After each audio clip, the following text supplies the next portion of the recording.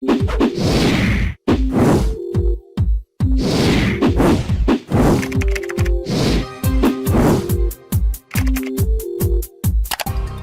guys, welcome back to the new video. And today I'm gonna speak about the very trending topic, that is WHO PCR testing change. Yes, the Google help will give you more details. This topic is quite popular among the people residing in United States and Canada. But before going further, do like the video, share the video and subscribe the channel so that we can bring much more informative videos each day. As we all know that the detection of coronavirus is done by PCR testing. If you don't know, I will give you a knowledge that the full form of PCR is polymerase chain reaction. To be more specific, the name of COVID-19 test, as well as we know through, is RT-PCR testing.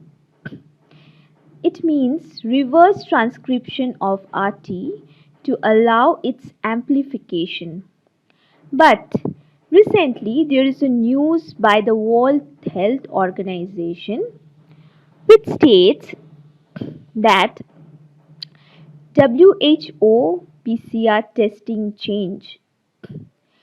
It means the guidelines that was followed previously for COVID-19 test is now changed. Different types of samples were used for diagnosis. As we are all aware that the latest study guideline states about different types of molecular tests and how they make a comparison to one another. People belonging to United States and Canada has maximum interest on this topic, who PCR testing change, as most of the research team and the project of this subject are found in these two countries. According to the expert, the nasopharyngeal swab, that's the deep swab that goes to the back of the nose, a misturbinate swab, and the swab from the mouth was taken for PCR testing. But as per the latest guideline, these are not enough. Rather, studies have confirmed that taking samples from multiple areas, such as combined anterior nasal swab and throat swab, also yields accurate result. So, so from this it's quite clear that the guidelines of this RT-PCR test has been changed.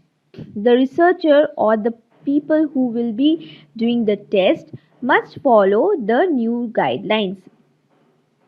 Okay, the IDSA guidelines now say that the saliva samples, mid-turbinate anterior and combined nose and throat sample, all are preferable for the test. So it's quite clear from the video that the samples that we have been using previously were not enough. We have to take the swabs from other areas, other salivas we have to take. So I will end this video right away, because that's all that I have said, and I think there is no more to say and make the video lengthy. So I would request all of you to like the video, share the video and subscribe the channel so that we can bring much more informative videos each day. Have a nice day and take care.